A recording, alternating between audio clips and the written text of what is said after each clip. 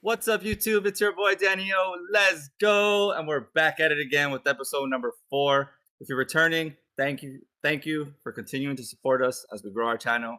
If you're new here, we appreciate you. Welcome. On today's episode, what we have on the menu for today would be a bounty that's actually going on. That's hosted by Collectible Exchange through Red Saber. We're going to talk about EU Continentals that just passed and our thoughts about it.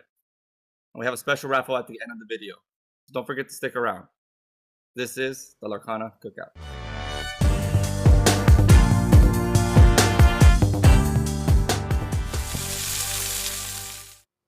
Let's start off by introducing our long-lost podcast member. You guys haven't seen him for 4 episodes. He's been just as dead as I am. Say what's up, Carlos. Mr. Bam Bam. Yo, what up? It's been a minute. Other than that, hiding, man. What's up? Been in hiding, dude. What have you been doing, bro? Oh, yeah. Update us on the podcast. Where have you been? I haven't been doing anything, bro. Since Seattle, I didn't play until like last weekend, basically. What was it, like the 3rd or whatever? Yeah. As Hector would say, you were probably just sitting down on a couch eating. Hell no! I sit on my bed. I sit on my bed. That's great. All right, Hector. Sure. Whenever you get a chance, bro, let our people know about the little collab we got going on with Collectible Exchange. Red Saber. All right, guys. So we got something amazing happening this week. As you guys saw in the thumbnail, some of us are wanted, right? So they got a bounty put on us. Danny O, Cesar, Zetnus. We got me, myself, and I, and then we got Eddie, aka Suddenchill. We got put on a wanted bounty, the triple case tournament that is coming up at Collectible Exchange, like Danny had mentioned, by Red Saber, Red Saber Games, correct? So it's gonna be awesome. It's gonna be a great time. You guys want to go? It's gonna be cool. The way it's gonna work, obviously, if you get paired with any of us and you beat us, you're gonna get a pack. Now, these things stack. So for some reason, me, myself, or whoever of the other bounties go 3, 4-0, 5-0, whatever, and then you beat us, you get the 3, 4, 5 packs. So that's gonna be pretty cool. It's gonna get more intense as the rounds go. Also, with the remaining packs, once Top Cut, and then some of the members that are going to be there, or some of the members that didn't make Top Cut from the podcast, we're going to be running some side events with some of those remaining packs that we have. We have something in mind, but we are going to give more details as we get there. But we definitely want to promote this event. We want this community to grow. We're all for the community here at the Lorcana Cookout, and I can't wait to just see you guys there. So make sure you guys go check out the details before it and all that good stuff. But yeah, I'm excited. Should be an interesting tournament that you guys want to check out, especially with, you guys saw the EU Nats results just came in, so it's gonna be definitely seeing how the meta shapes up and how we're gonna look over here in the NA, right? Let's see. Yeah, that's all I was gonna say. Sure. It's gonna be fun, man. Like I hope some of you guys can come out, and meet us, cook with us, come after us. Like we'll be ready. We're ready for the heat. And so this Saturday, I think Saturday at 10, this could be fun. I think it starts at 11 a.m. Saturday the 14th. Yeah. So this Saturday coming up, yeah. So that should be fun. There. Yeah, hope you guys show up, play against us, and hopefully take our packs. No. Well, hopefully for them, hopefully not for us. Yeah, for sure. Other than that, so, what else happened this past couple weeks, right? We had a free box tournament that was at TCG and Top Choice Gaming in the city of Redlands. Shout out Top Choice. Shout out Top Choice. Most of the cookout members did go there, with the exception of a couple. So it was pretty cool, right? Like free play, win a box, practice some new stuff, new heat, whatever you're cooking up. And from my experience, it was going great until I had the verse, right? I think it was round 1. I versed Cookout member James. Had to beat him real quick. I think Game 3, nobody gets 2-0 around here. Hey, but no lie, bro, right? So we went in game 2. I was like at 18 lore. He's at 17. He has Pete left on the board. There was a play where I could have just wiped this whole board. James goes, Donald, swing with Pete. I was like, what? What is going on? The shenanigans. But yeah, it was really fun. I played Hector round, I believe it was round 3. We split, unfortunately. And I lost. I was at table 1, round 6, I think it was, and I needed that win. But unfortunately, I went against an RP player that plays RP most consistently, and so I wasn't win against. So it dropped me down to 5th place, which was kind of unfortunate. But it was fun. It was a fun event. I had fun. And what were you playing, Mr. Green Steel Goat? I had to play the RP, man. It was good. I like the deck is fun. RP's fun, and then as we get into the EU Continentals, hey man, RP still lives since set 1. Yeah. Since set 1, man. It's crazy. What about who else? Who else went there? Eddie, you took off, right? No, I mean I stopped by to say hello, and I left after the first round, so I wouldn't count that. Carlitos, how was your experience? Yeah, it was I mean, that was Sunday, right? So I had played Friday the first time playing, and then Saturday just kind of played a little bit, and then Sunday on that box tourney. Played Purple Steel. I lost to Blue Yellow in game 3, which it's like it had Ward and high questers, big bodies, a little difficult for Steel and Purple on themselves. But I played Hector. 2-0'd him. He was on Amber Ruby though. He has his own spice on that. I know he put out a video on it, so yeah, it's good. Check out the video. Link in the description. Overall, I ended up taking. I ended up taking 3rd place. So that was pretty cool. Yeah, it was a fun experience. Honestly, it was great to be back on the scene. Nice. What was so annoying about that part, though, in of itself, is that we were the ones there. We built a deck, and I'm like, quick, Carlos, I just need to get some games in. I just want to test it real quick. Freaking 2-0, destroying him over here pricing, because I'm like, so he knows how to beat me. Like, he plays the whole opposite way when we get paired up on the tourney, and I'm like, that's great. He's like, oh, mulligan? Yeah, sure. Yeah. Oh, I know exactly every little thing you're on. How are you gonna play this deck? Oh, for sure, bro. What were you playing? Hector? Yeah, but you know how I play my deck too. What do you mean? You know, I've been on Purple Steel since set 1. What are we talking about here? Oh, hey, the call out. Showing, man, showing. Purple Steel showing. What were you playing? Really, what were you playing, Hector? There you go. Ruby Amber. Deck feels good. Check out the video, guys. Yeah, that was my first time just kind of chopping it up and piloting it. I did do a coaching session with someone about it, so that was cool, coaching them a little about it, and then inspired me to bring it back and also play it myself. So it was cool. And then I went to locals yesterday. I mean, it's just local at the end of the day, but it was 4 solid matches. I mean, one was against Adam, that top 64 in Vegas, so it was pretty solid. 4-0 there. It was cool. Honestly, the data I got from that one, what I like is that I lost all 4 die rolls, and it was able to pull the victory still, so that was pretty cool. But yeah, deck is cool. It's definitely considered, but Purple Steel, Purple Green, and Purple Red are definitely I would say the top 3 decks for sure. So for sure. And James, you basically weren't there, so yeah, he had to go to work after. You weren't there. He had to go to work after. What did you play? The free box. Yeah. Well, what did you play, Cesar? So I mean, I still got 9th, even though I had to leave for work. Yeah. That's right. Yeah.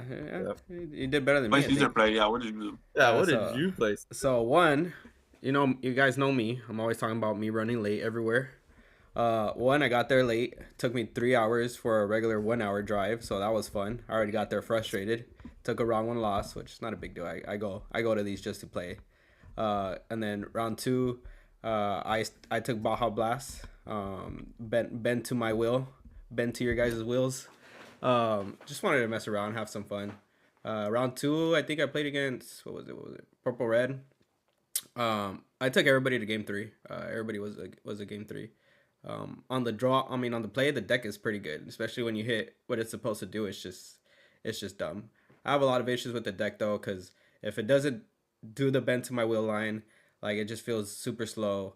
And if you do the bend to my will line, like sometimes the way I was playing it that day, like it's just too slow to close out the game. Sometimes I would have to like bend to my will and then establish, and it would still take me like 4 or 5 turns to end the game. And to me, I mean, at that point, there's no point. Like I feel like I started testing it later, putting in some like slotting in some bonsais and some merfolks to like bend, and then hopefully find all my low questers and drop them all after.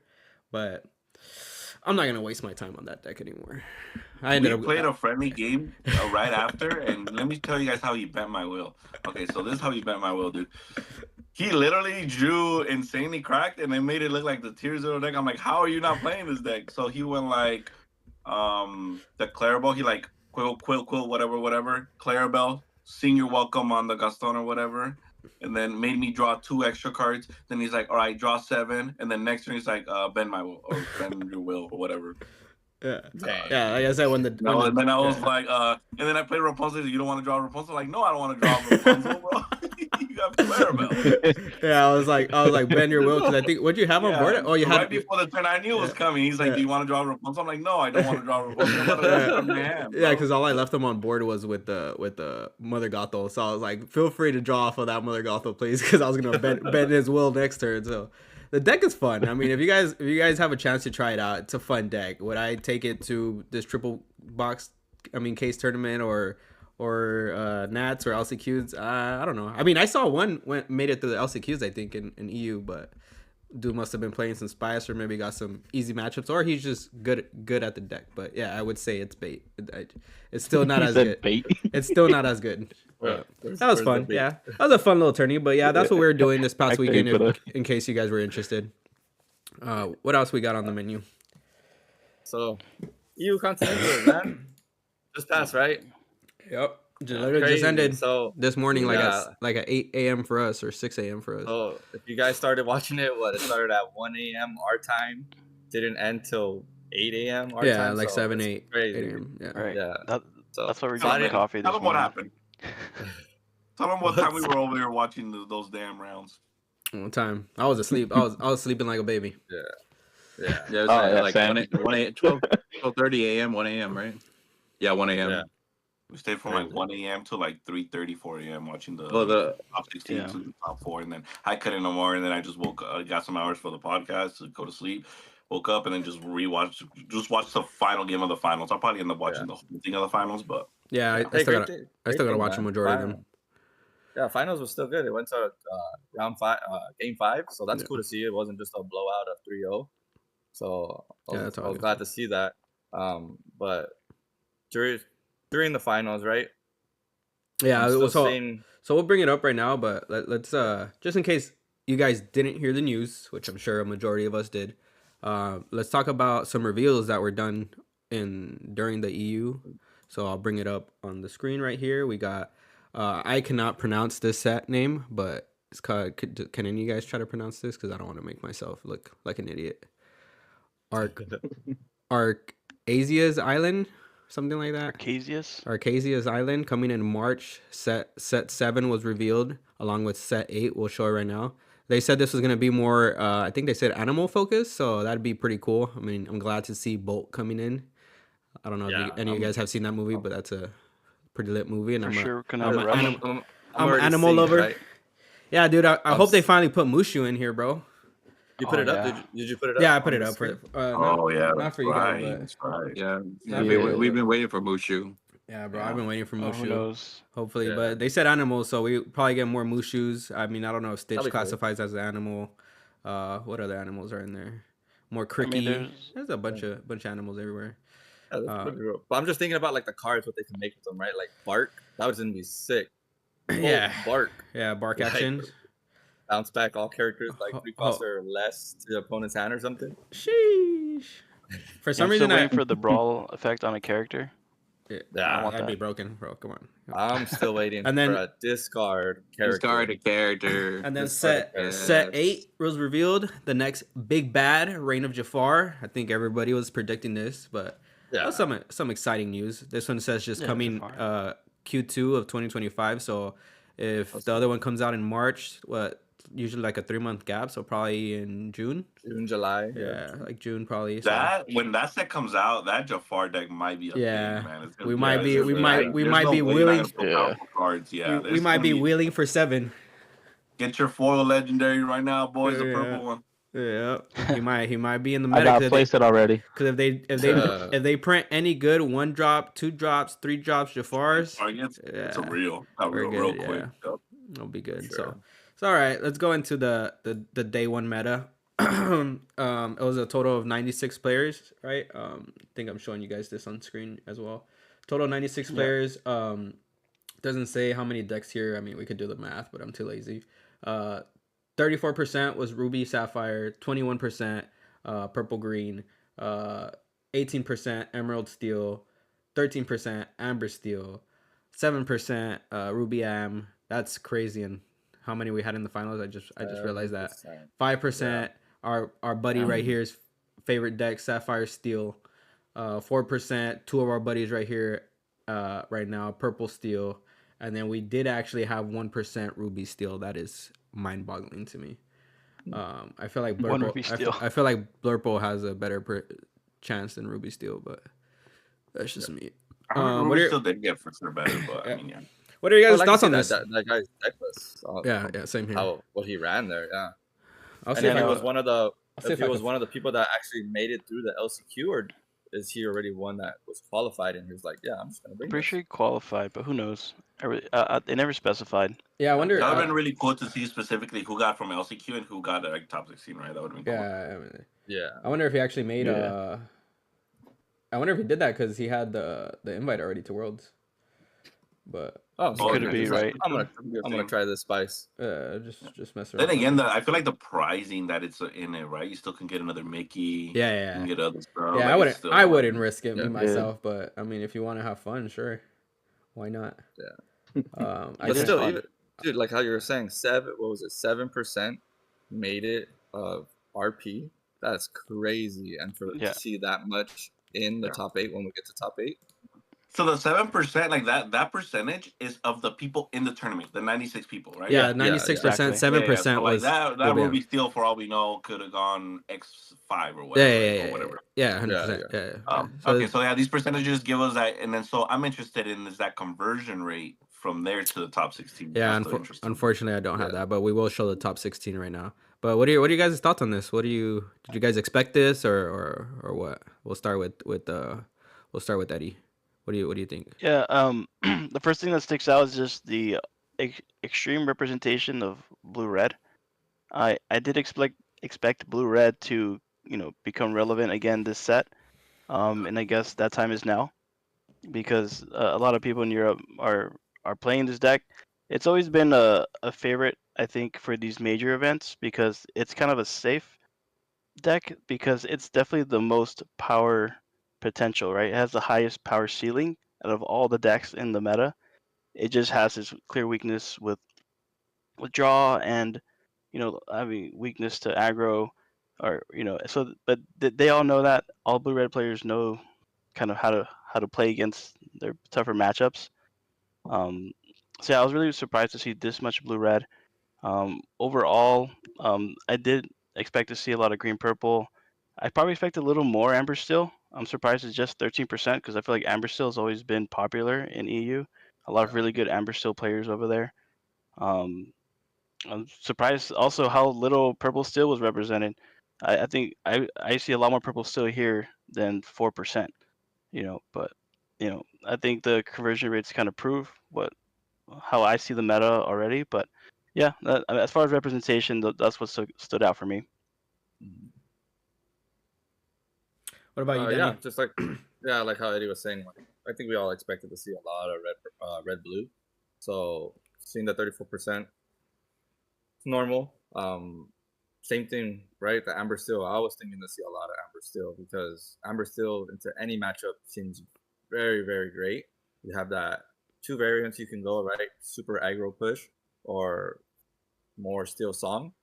But even against using Amber Steel against Green Steel, Red Blue, Red Purple, Purple Steel, it just feels great, and I'm really surprised. Well, I'm glad to still see people on Green Steel in that it's still alive, being a green steel player. So yeah, it's pretty good. I like most of it though. What about you, Carlos? You got any insight, bro? Mr. Dead. I mean, I've been away for so long that to me, seeing like this representation is kind of surprising. Honestly, I would have expected like more Ruby Amethyst than what they have, the 7%. Honestly, the Purple Steel and the Sapphire Steel kind of seem expected.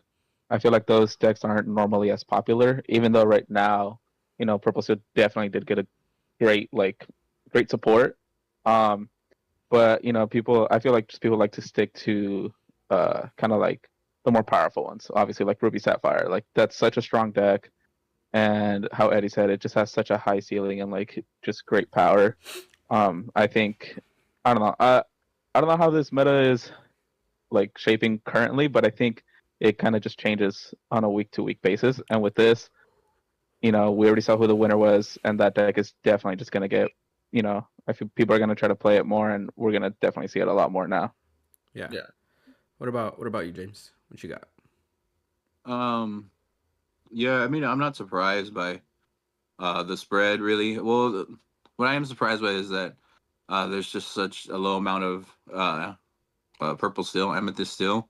I feel like with all the tools that it's gotten, it got a huge boost this set, which it needed, And to me, this is the set. It should shine. I feel like what we'll see over here in North America, you'll see a lot more. I'm thinking, and I'm surprised to see as much green still as as it is, because at least for my testing right now, it's just really mid. I would have liked to see more Ember still. I think I agree with Danny. Ember still seems like has pretty good matchups, and like you said, you can go 2 different routes. You can go aggro or normal still songs. I expect for us to see a lot more Purple Steel and a lot more Amber Steel. What about you, Hector? I'm very big on conversion rates, and I don't even have to like fully see the next pie, like the updated pie chart on conversion rates for me to know how it kind of went down. This is, I think, one of the first times I see Ruby Amethyst on this side, which is actually very, very interesting. Usually it's always like on the most represented side. But yeah, it was like what, 3 of the 4 in the top. I saw like in the top 8, it was like 3 or 4 Ruby Amethyst. Yeah. So that's already insane. The conversion rate right there is already ridiculous. There was 2 Purple Steels. That's like one of the least represented decks in that chart, and walking into the room. That conversion rate's already insane. Yeah. I have noticed no Amber Steels. I don't even think there was an Amber Steel in the top 16. I think there's one. Was there one? Okay. And then the top 8, none, right? Yeah, top 8. Yeah. And then Emerald Steel. That one shocked me a little bit. Like walking in the room, I thought it was going to be a little bit less Emerald Steel. It's going to have its upcoming up. I didn't think it was already going to be this high up this early. I was a little bit shocked on the Ruby Saber, a little bit. Like I thought maybe you take a few percentages off and put more into the Amethyst Steel. But I'm starting to realize that Amethyst Steel, I think with us, maybe we think this certain way because this maybe in this local area that we're on, it's very popular here, right? At the end of the day, like its regions have their popular decks. So maybe we saw it all over the place. We thought it was really good here because maybe a lot of like first turnies people play aggro or something like that. So I don't know. Maybe in Europe, like you said, is different. But yeah, I was shocked in that. Purple Steel having less representation than Sapphire Steel, that blew my mind. I thought Sapphire Steel was probably gonna have like 2 to 3%. And then yeah, everything else. I mean, Ruby Amethyst being on this side of the chart is kind of interesting. I usually expected more, or reliable, but that conversion rate, it has the best for sure. Like, well, from this data from that day of the tournament, like having 3 to 4 in the top 8, and you have this lower percentage walking into that room with the deck, that's insane to me. Yeah. Deck is great. Like I guess I'm gonna have to go back to it. Who knows? We'll see this deck. Old reliable. Yeah. Calm down, guys. Calm down. Yeah. Old reliable, man. Good. That conversion rate. Data don't lie. That impressive. That was impressive. That's an impressive conversion rate for sure. Yeah. Now looking at this, I didn't really pay too much attention to it. Seeing that it's at 7% and seeing how many were at top 16, even top 8, that's pretty. Insane. It's pretty good. So, I mean, my thoughts on it, honestly, I mean, it is on the other side of the pond, so everything I hear here might be irrelevant over there. But I was actually thinking Ruby Sapphire was gonna be a lot lower, still like top 3, top 4, but just from what I'm hearing on Discords that I'm on and stuff, I was hearing a lot of people, even like I'm on Discords that are specific for Ruby Sapphire, like a lot of them were thinking about switching. In the Discord, I saw a lot of them like, hey, I think it's dying, like are we good? Like obviously like the real believers, like the main people that run that Discord, like they're like, nah, we're still good. But like all the people that are kind of like do it because you know the deck's good, like seem like they were kind of iffy on dropping it. So I, like I said, completely different data over there, which could probably be it. But I was thinking it was gonna be lower, still top 4, top 3. I did think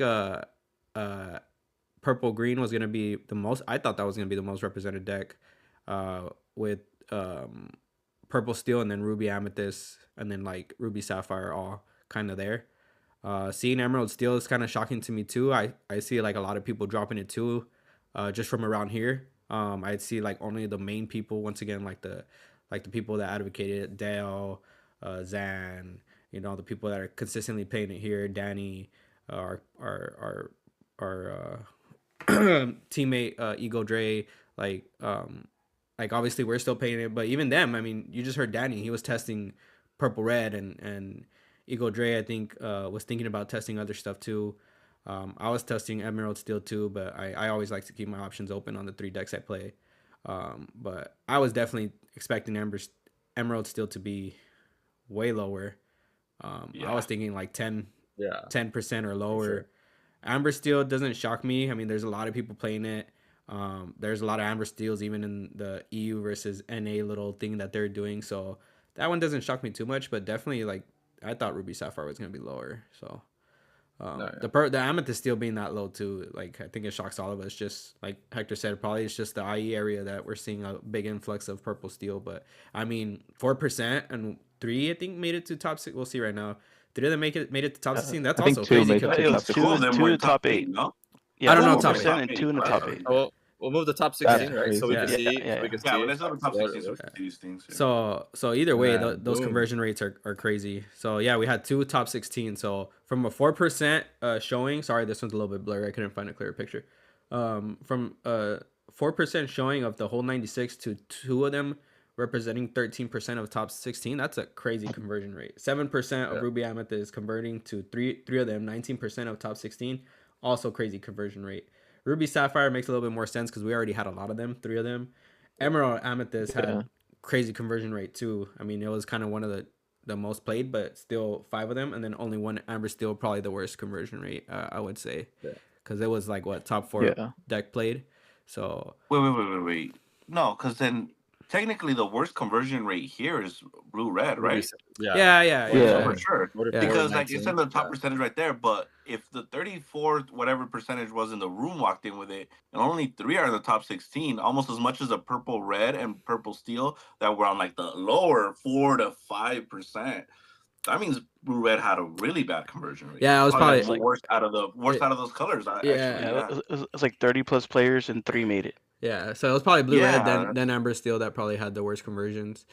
Emerald Amethyst plus hard, Ruby Amethyst plus hard, and Emerald Amethyst Steel plus hard. Emerald Steel, I mean, that's a decent amount. What was it? What were we at? We were at 21. 18%. So what's 18% out of 96? Anybody good at math here? And I mean, it's like so close to 100, so that's almost like 15. 1% is 1 person, like 15 people. Right? Yeah. So it's like 15 people. Probably like so out of 15 Emerald Steel, 2 of them made. That's pretty good. Yeah. So how about top 16? What were your guys' thoughts on this? Was any of this surprising to you guys? I guess I'll kick this one off since we went backwards the other way. Emerald Amethyst, I mean, I expected this, to be honest.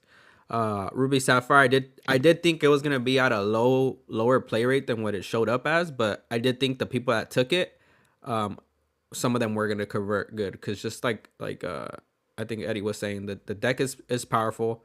It is a strong deck, and the people that know how to play it can really take advantage of it. And if you got lucky with your matchups, as far as avoiding the aggro, like you're more than likely gonna take it. Even the purple red matchup doesn't feel as bad anymore. I mean, the genies don't make it better on them, but it does. I think I'd prefer it now, that matchup now, than versus what it was set. What set are we 6? Set 5. because I remember playing it in Vegas, and even there, like, you can still win against purple red, but like it was still a nightmare, especially if you didn't tech specifically for that matchup. So I did think the Ruby Sapphire doesn't surprise me. The Ruby Amethyst does surprise me just because of how little, now that I'm looking at it, how little we're even at on the total tournament. So that's crazy. Emerald Steel, I did think like 1 or 2 are gonna squeeze it in. I still think the deck is good enough. Amethyst Steel, I expected more, and then Amber Steel, that one surprises me kind of one. So what about you, Hector? I have a question for you just before I go into my thought, because you mentioned it, because you said the blue red, it doesn't surprise you. Like, it doesn't surprise you that it's in there, or it doesn't surprise you that it had a bad conversion rate? No, it doesn't surprise me that it's in there, but like I don't know, like we can see like, oh, it's good that it's in there, but like it's really when like that many people went in the room. Like, do you think it's like, are you surprised in a good way and a bad way? I guess what I'm not surprised that some made it in top 16. Conversion rate wise, no. I'm not surprised that how bad it did, because like I said, a lot of people were debating on pulling out from playing that deck regardless.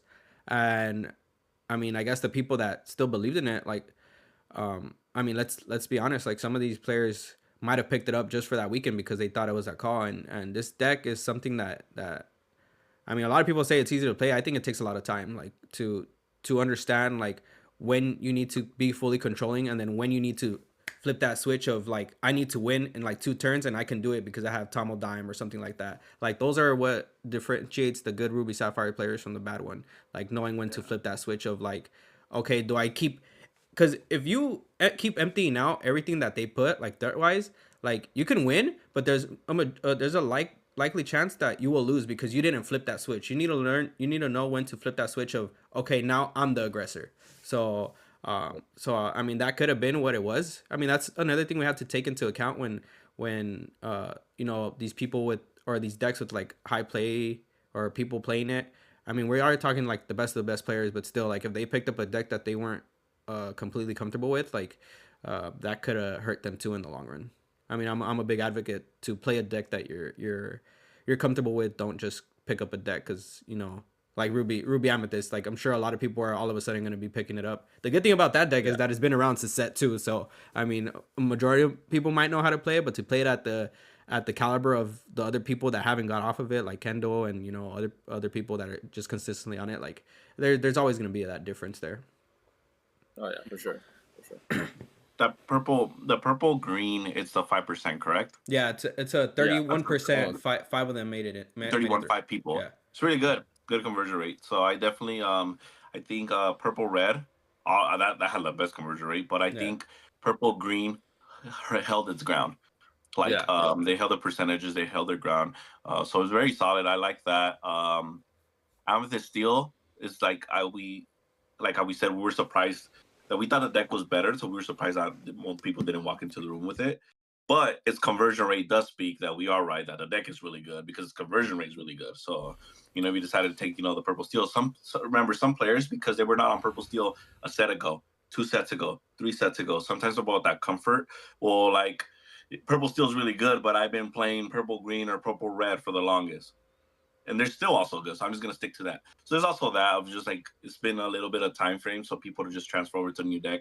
Sometimes they don't do that. So I do think after this tournament, we're going to see a rise of purple steel more in the tournament for, like, let's say NA.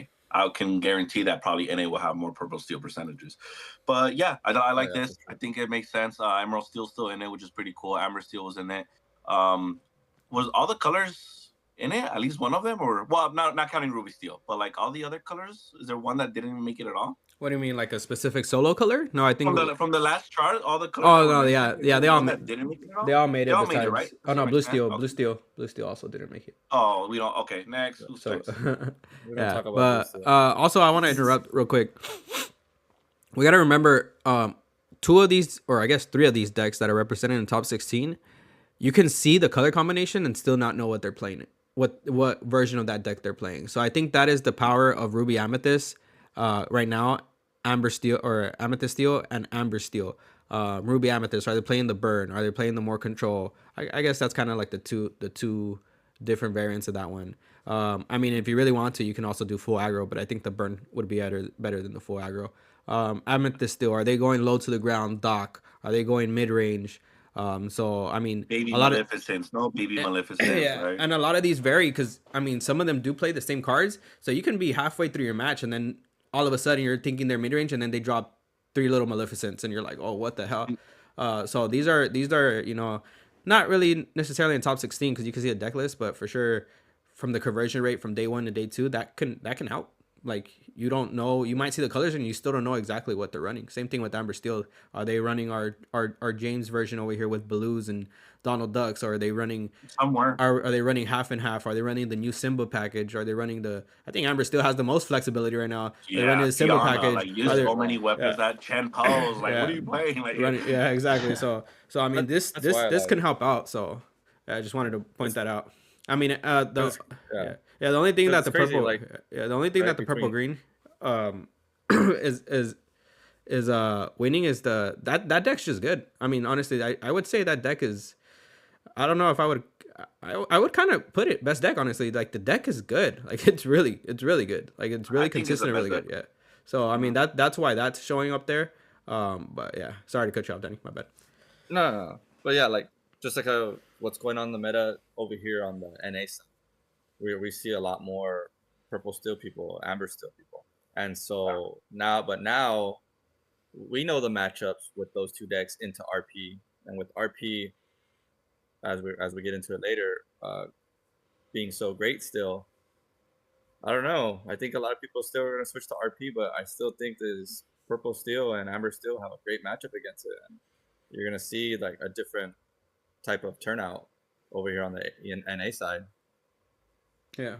All right, go ahead, James. What do you think? About the top 16? Yeah. No Blues, bro. There's no Blues in here, bro. That was their first mistake. No Blues. By the way, the Amber Steel guy, I heard he did have Blues. Did he have Blues? How many? Yes, I did. Yeah, no, he did have like 1 or 2. He wasn't on Donald Duck, but I heard he did have Blues. Let me see if I can find it. I don't think. I know what on he's right here was, and I think it was that guy. Draw Baloo. He did not have Blues. No Blues. No. He was on. Was it just typical Steel song?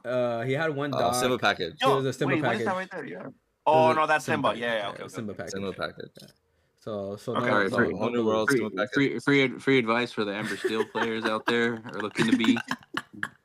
You do not need 4 Lilos. Those could have been 2 Lilos and 2 Blues. Let me show that deck list real quick, just so they know what we were talking about.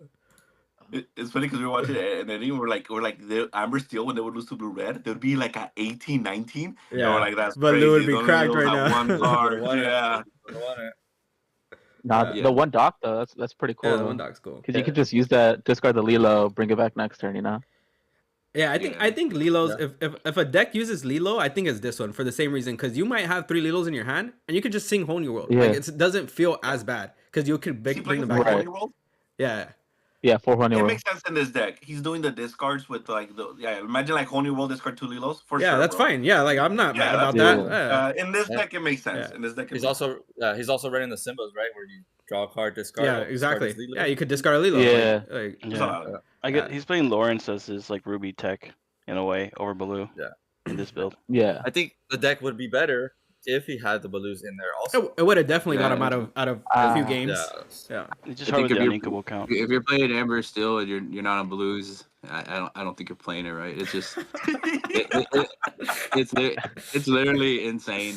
Like, unless they have Let It Go or Hades, something like that, you're getting that 2 lore, and then you can just put him standing. He'll quest too. Just insane value. Here, boys. He thinks Baloo's more important than Ariel herself. That's how important she is. Wouldn't play Ariel. Crazy. Yeah, it's just crazy the way his thought process, because you have so much removal and then he still threw in 2. Is that 2? Greatest criminal minds? World's Criminal Mind. Yeah. Maui Shark. I promise you it was Maui Shark. Maui Shark. But at that point, I don't think you're worried about it. You're just like, I'm gonna turn sideways, and you need to do something about it. Yeah, and then only 2 Pluto guard dog is insane to me. I think, but to be fair, I think so it's trying to go Burr, right? Yeah. The fastest threat that Blue Red can drop before the Whole New World, or something that can ramp to drop the first one, is Maui Shark. Yeah. Because it's 6 cost. Yeah. You know, no Sisu, no Maleficent, is probably not gonna get to that, right? But the one that they'll drop, and if Amber Steel count out that one, and it's over, right? Because you just replay the actions or whatever. So I think just taking that's like, okay, well, you're probably gonna ramp, play the Maui Shark. Here's the out, you lost, and then just kind of keep going burr. Yeah. At least that's what I'm thinking. Yeah, a lot of Ruby Sapphire players are realizing that even the Vitalisphere is not necessary. Like, you just drop the Shark, and the Shark, even if you're not getting the action back, it's doing what you want, which is to stall the game, because they no longer want to quest because they're afraid of giving you that value of the action recursion. So even if I drop my Shark and it does not get me an action for 2 turns, if that stopped you from fully questing, I'm fine. Yeah. I'm fine with that, because now I could get to my Tomo, I can get to my Sisu, I can get to my Tinkerbell effect. Yeah. So, I mean, you don't really need to play at the same turn and then Vitalisphere and crash it. Like, that's not necessary. Yeah, and if you're playing Baloo, you don't care because the Shark is gonna give you 2 lore. No, because then you just keep getting back your let it go. So I'll just keep letting go your. So we'll be all right. We'll be all right. Yeah. What was the next, Carlos or Eddie, on the thoughts of the list? Top 8, or top 16. Top 16. Yeah, top 16. Yeah, go Carlos. Go ahead. Bring it back up. My bad. Yeah. Let me see. Yeah. I mean, the top 16. Honestly, I wouldn't have known what to expect, but I do like to see that at least half of Purple Steel even, they made it even to top 8. Yeah. Like, that's actually really cool to see. But yeah, I think for the one expectation that I would have seen for sure is the Ruby Amethyst, just like, conversion. I think, people were kind of like sleeping on it, and that's kind of shows right now. Ruby Sapphire, I think, kind of surprising that it didn't get more in top 16. Just because it's such a strong deck, but looking at the rest of these top decks, it also makes sense considering they can just go aggro. Aside from that, though, like, honestly, Emerald Steel and Amber Steel are kind of expected to be in there. I would have expected to see more Amber Steel than just the one, but I mean, all these, like, that deck is just so good. Like, we literally just got done talking about it, and I kind of agree with, like, Baloo should be in there, but at the same time, I was looking at it and it seemed pretty solid the way it was. I don't know about World Skirts Criminal Mind. I would have probably increased Zeus by 1 because it was only at 2. I would go to 3 on that one, definitely. It's such a strong card. It automatically outs also the Maui Shark. It can out Tinkerbell, Maui, it outs almost any card, and it's just so good. You can literally sing it on turn 3, 4, whatever. And it's just so good. Surprisingly, there was no Naveen, honestly. I think that card is really good, but it also has its drawbacks because it is uninkable, another uninkable in a heavy uninkable deck. And a long game also, so maybe that's why too. Yeah, exactly. So it's he obviously had to make some decisions here. I like to see the Simba, Lilo, Bolt, and Doc Bold Knight. I think that's a pretty good strat. I saw someone playing it at my locals, and I was like, damn, that's actually really smart. You just go Simba, discard your Lilo, bring it back the next turn. And it's strong. I think the deck itself is really strong. I don't know. I like the choices they made, but I do agree that I think Doc should be, what's his face? Baloo should be in there. But yeah, overall, I wasn't sure what to expect on this top 16, but the conversion rates kind of go crazy, honestly. Yeah, we could talk about those scenarios where the Baloo would have won him the game, but what if most of the time where that Baloo would have won him the game, the Lawrence already got him like 4 or 6 lore. So I would assume you would probably swap out the Baloo and Lawrence for the Lawrence slot. I would assume. I don't know what you would swap out, James. Which maybe for that day though too, for Purple Red, right? Like there's a lot of Purple Red. Lawrence is insane against Purple Red, so maybe he just made that call too. He might be he has Lawrence as a 2 of as well. Yeah, so the Baloo would have been a 2. Yeah. I don't think Baloo would be 4. That's just me. Yeah, well, not in this. Well, not in this build. In the aggro, yeah, but no, there's definitely things he could have done. Like Doc could be Baloo, easy. Personally, I don't like the Simba shift line. I tested it. There's just better things you could be doing than that. That's all preference. Yeah, it's my preference. And I do agree with Carlos. Like, if you are gonna play this more still strong version, I think Along Came Zeus is definitely at 3. Yeah, minimum. That's why, like, he's running like more removal. Just the Zeus is, crazy. I feel like he could have went down. I feel like he could have went down on 3 Simba and then shoved in like a 1 of Naveen. I don't feel like you need 4 Simba. Yeah, because at least Naveen's gonna get you initial value, and he costs 1 less. Yeah. Well, unless you shift to Simba, then kind of. Yeah, but 3 should be enough. Same thing. To see the. I would agree. All right. What about you, Danny? What's up? What do you think about these conversions? Bring it back up. Did we go through me? I thought we went through me already. Did we go through? No. We needed Eddie. Okay. Yeah, I think we need Eddie. My bad. Eddie. Okay. Yeah. I mean, for me, like, what hasn't, I guess, been discussed yet is how Swiss went. Like, I saw the first 4 rounds of Swiss live. I saw 7. And there were 7 rounds of Swiss, best of 2, and at the end of the day, Ruby Sapphire, I think, was 2. These 3 were actually 2 of them are in the top 4, so it was really high performance in Swiss. So I see 3 left from 30 plus, and they perform really well in Swiss. Seems like the right call, and it reminds me of Seattle. I think Vegas too. It was the same story. Blue Red performs great in Swiss, and then gets knocked out before top 16. Before top 8. Here, this pool was smaller, 96 players, cut the top 16. And for me, it's still kind of bothers me that it was just top 16. Because these players, when I saw them play, these were really good players. I could really tell these were the best of the best. It's really good games. If you haven't seen day 1, I recommend watching day 1, because you see a lot of different players play different decks in certain matchups, make interesting decisions, right or wrong. You're seeing really high level gameplay, and then to see the pool from 96 cut down to top 16, seeing a lot of really good players. Pretty much bubble between 16 and 32. Good players that we all know, Moyen, Artabax, Harlan Sweet, I think did good too. I really felt it would have been okay to make a top 32 cut over a top 16.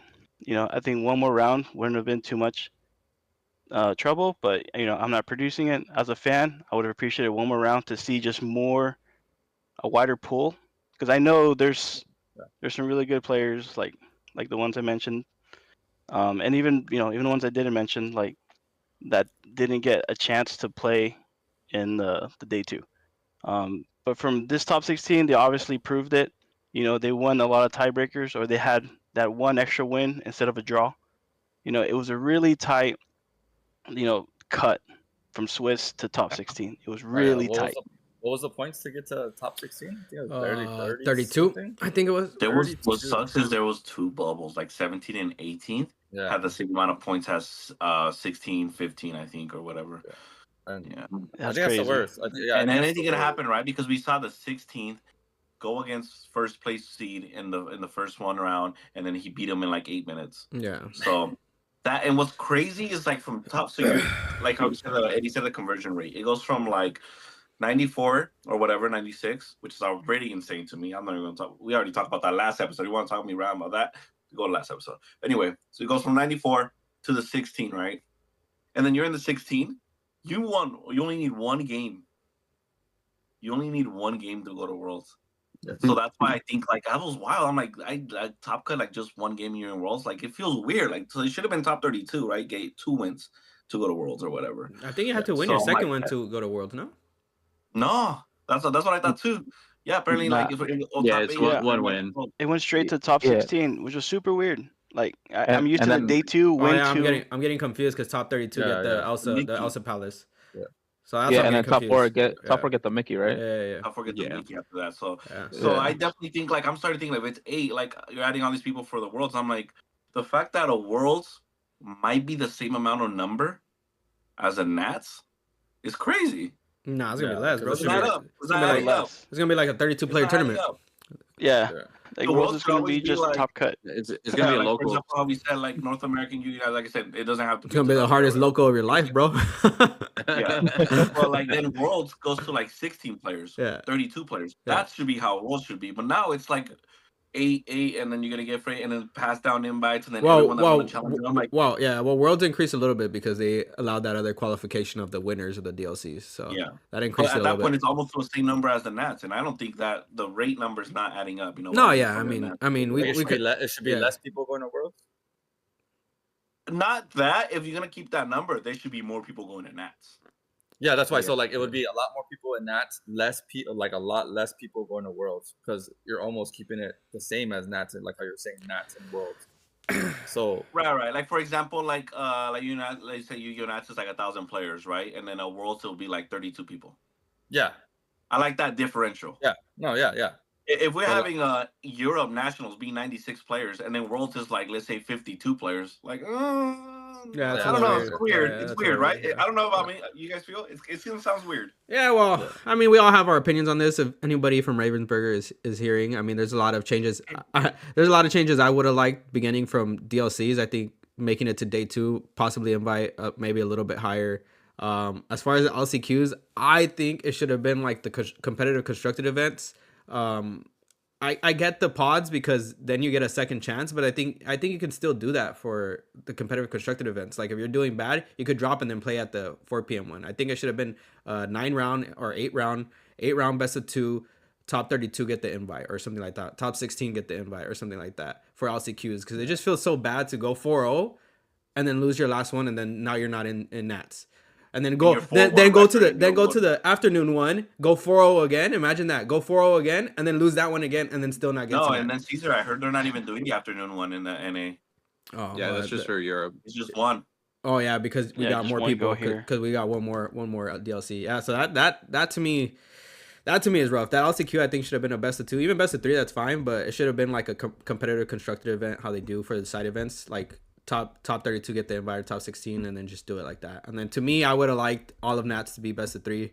That's me, but and then I would have obviously I would have liked Nats to be a little bit bigger, and then I would have been fine with Worlds being like 64 players, 32. If Nats is bigger, yes, for sure. 1,000%. Yeah. So that's just my opinion on it, but I mean, we'll see. Hopefully they get the feedback. I think a lot of players feel the same. I don't know if you guys do, but it's a little rough. But also, it's the first year, right? We can't get too upset about it. Yeah. I hope like Ravensburg does look at what the community is saying on the whole best of 2 or best of 3, and just how the DLCs went, how the LCQ went, how Nats went, and how Worlds go. Yeah. Don't get me wrong, best of 2, I don't mind it at DLCs. I was never one like, oh, DLCs, let's change it to best of 3. Like, nah, like I like that because like it's 2,000 players. Like it gives the chances of like the lower skilled players to get a chance to get lucky and, you know, get all these 2-0s because they face their favored matchups and now they got the points, so then they split the rest of the day. Like and in our reality, the 2-0, even though it's hard to get 2-0s, like if you just get like nice matchups throughout the whole day, like a moderate skilled player can make it to day 2 in all reality. If the stars just line up with the best of 2. If it's best of 3, I think it does make it harder for them. So for DLCs, best of 2, I'm completely fine. Best of 3, day 2. But for Nats, I think best of 3 both days. I like the best of 5 at the end. I wonder what they're gonna do. Best of 5. I wonder what they're gonna do with Worlds. Great. Best of 7 or some crap. Just best of 10. Honestly, be there all night. I honestly think, and I would always be the advocate for that, if they went towards like a fighting game style tournament where it's basically winners bracket, losers bracket. You go X2, you're out, and you just continue to work your way up the losers bracket until finals. Yeah, they don't do it. Just makes it so much easier. Yeah, with how small Worlds is looking like to be, if they don't do double elimination, to me, I'd be baffled. Like, imagine just losing one and imagine they just do single elimination Worlds, bro. If I went to Worlds, I'd be livid, bro. I'd be so upset. Like, and then what's gonna be the pricing structure, bro? Are they only gonna give top 4 pricing or something? Which is fine. I mean, most other games don't give pricing to top 64, so I guess we're being a little bit spoiled. But like, what's gonna be Worlds pricing? Just first and second place get something. Top 4 get something. Like, you know, like it's just gonna be a 32 player tournament. Only first place. Yeah, only first place. If you ain't first or last. Yeah. If you ain't first, you're last. Yeah, no. You know, and also just to kind of wrap it up, like to me, you know, I see this top 16 and knowing the kind of best of 2 disparity, the matchup disparity, the variance in this game and the format in which, you know, they're running it. Like I understand, like knowing that is like, I know this top 16 means something, it represents something, but it doesn't represent the whole picture. Like to me, like I understand there's more that we're not seeing. Yeah. And you know, and as far as what I see, it's, you know, it's kind of what I expected generally. Yeah. Yeah. I personally think that, I mean, I don't know if anyone knows yet, but we didn't really say it. Purple Red, I don't think we said it. Purple Red won the event, did get first. Second place was Emerald Amethyst. To me, I feel like Emerald Amethyst should have won that. I do feel like there was a little bit of a mishap on the players' end. I think that single play from game 3 threw off his whole tournament because there is a play draw disparity in the game. I just don't think it's as big as it used to be. But if he didn't do that, my opinion, misplay, and won that game, that means game 5 he would have been on the play versus on the draw, and that could have determined the whole different outcome. So I think his game 3 kind of threw away his whole tournament, in my opinion. But and just to give everyone a perspective, if you guys are listening, if you guys do go back to the video, it is in game 3. It's towards the end of that game 3, right? What he has Genie standing. Well, the RP player has Elsa. He has a couple things. Exhausted, right? Yeah, he has Elsa exhausted. He has a small Sisu on the board. He has 2 other characters. A Genie. But a Genie, right? Yeah, a Genie, and I forgot what else. Oh, a Chernobog follower, I think it was. Yeah. So the green purple player is at 17 lore, already 17 lore. He played the go to get to 17. Yeah. And so he had a ready Genie that was able to quest for 2 that he didn't quest with.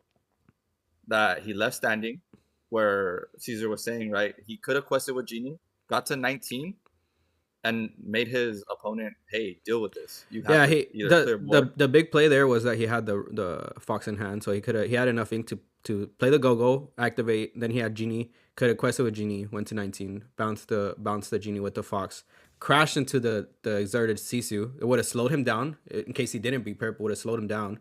Or even if he beat prep, then he would have had 2 lore less when he quested before beat prepping, and then he would have ended up with the Genie in hand after the beat prep. So the next turn, he would have put him on lethal because he would have had the go standing. So he would have had to find an answer to out the go, and then if he did beat prep, then he would have had a Genie in hand, drawed whatever he drew. I think it was an Ursula, which we can't count on.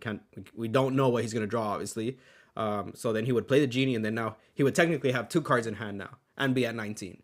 So then how is he outing a Genie? And I think I would have to rewatch the game, but I think that game the Ruby Amethyst guy, he had already played or inked and played, let's just say that, has revealed that 3 of his Elsa, the 5-drop, were gone.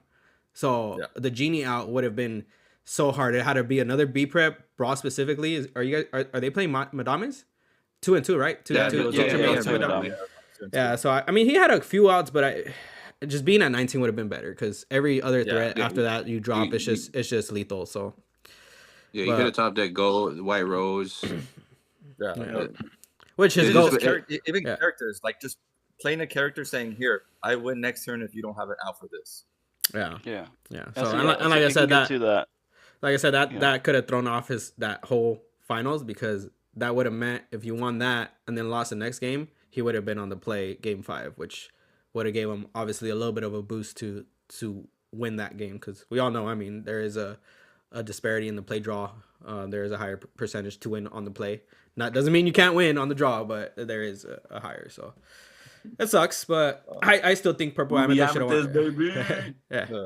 But one thing that I through the whole top 16, as I watched the videos pass after they were done, through the whole top 16, top 8, and even the finals, there are so many times where these players they don't draw first, right? Like they're just like, I'm gonna play these cards first and then draw with my Chernobog or draw with my my Broom. Instead of, they know they're gonna do that at the end.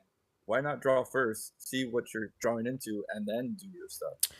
Yeah, I mean, we can't. Like I said, even if that was a misplay, like I said, in my opinion, was like, we can't blame them. Like we all do it. I had it on stream when I was in Seattle. I mean, I would assume those games are more stressful than the ones at DLC level. So to play seven games first day, and then another 4 the next day, and then not counting if these guys played in the LCQs, that's another 5 rounds. So almost 13 games that some of these guys might have played. Like there's gonna be some misplays. It just sucks that it was later on in the day, which is more prevalent to happen because at that point you're exhausted. So I mean, so the guy that won, the LCQ. the LCQ. Yeah. So, dude, he had a ticket in a dream, right? He got in on LCQ. He got in on the LCQ. Yeah. Oh, Took the whole thing, bro. Well, That's a good story right there. Yeah. That's a good, but it's also point tell us that maybe the invite should have been rewarded a little bit by top 64. Because what if he's a top 64 player? Yeah, I'm assuming he probably was. I mean, it kind of proves more that see, I should have been here, invited in the first place. Yeah, invited to the ball. Invited to the ball. Yeah. No, he lost his first LCQ. Oh yeah, he lost the AM one too. And he went to the second one and ended up winning. My God, yeah, that's a good story right there. That's a Hector story right there. Get ready. You hear it here first. LCQ Hector's gonna get through, and then he's gonna win it all.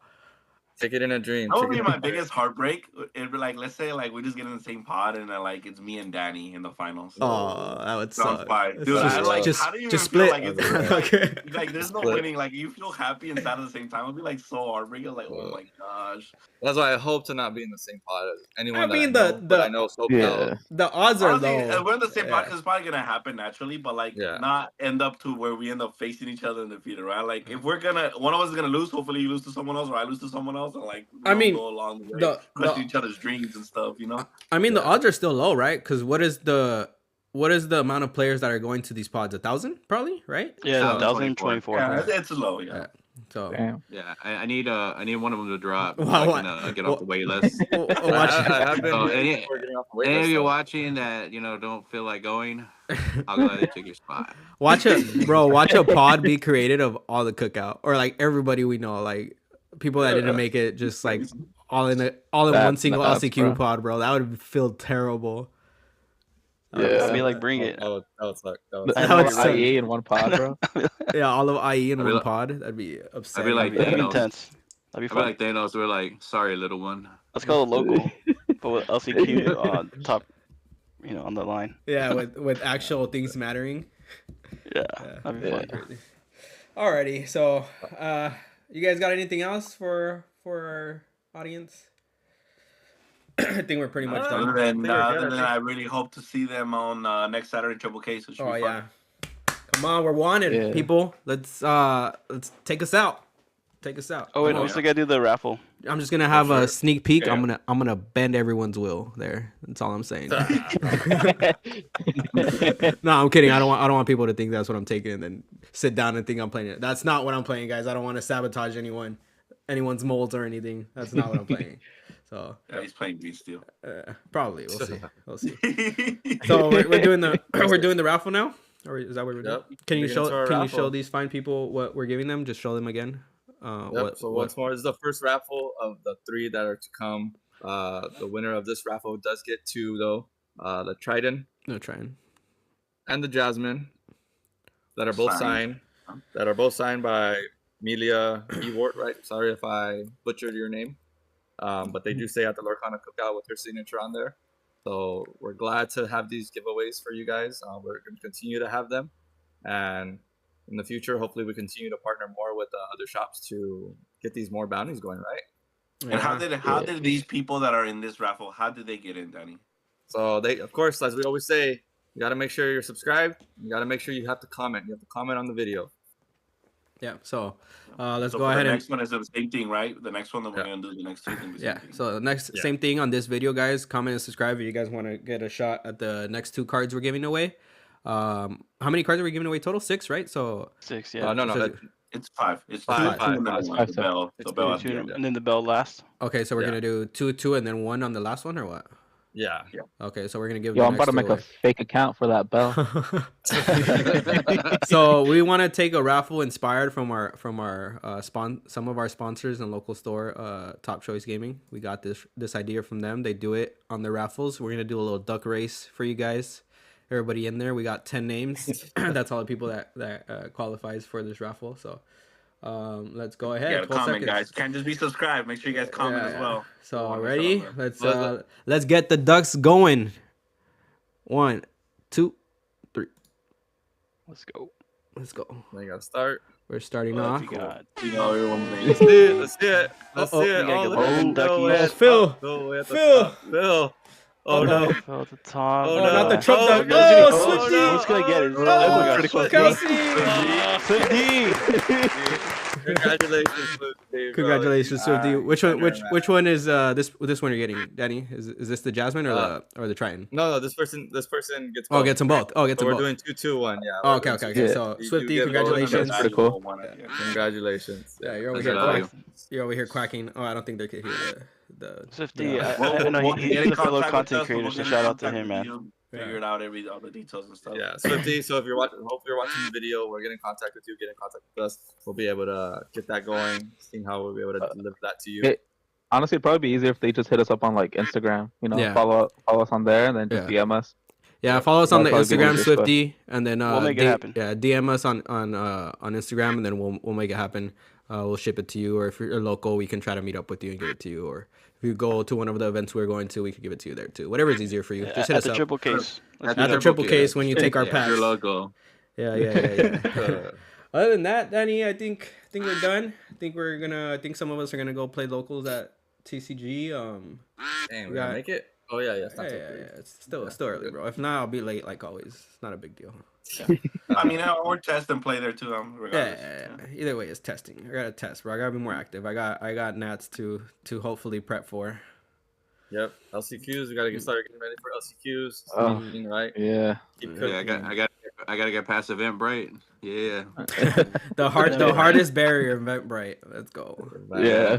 Yeah. You don't say that E word around me. Don't say it. He's still heartbroken, guys. He is still But heartbroken. there are people coming off the wait list, which is great. Like Yeah. I'm seeing people post it on Instagram, especially they're sending us messages. I got it. I'm like, oh, it's cool, man. It's tight. Yeah. Glad to see that. Hope to see you there. Yeah. Even though a majority of these comments on the last video were from, more than likely, I'm thinking were to enter the raffle. I personally really appreciate all the comments I was seeing, even if it was to enter the raffle, guys. You have no idea how much it means to us. I like seeing the comments. I like you guys interacting. I like interacting with you guys. So if we could keep that going, you still got to do it to enter this next week's raffle. But I really appreciate every comment. It shows us that some people are really enjoying the content and we're doing The this for yokai something. love, man. Yokai was the getting some yokai love love, on the yeah. comments, bro. Yeah. Pretty cool. Yeah, making me. We're doubting it, and then he brought me back in, bro. No, I'm kidding. I wasn't doubting the yokai. The yokai, I did think it could be a spicy tech depending on what's going on in the meta. But all right, Danny. Right. Yeah. Okay. It's pretty good. Pretty good, man. All right, Danny, get us out of here.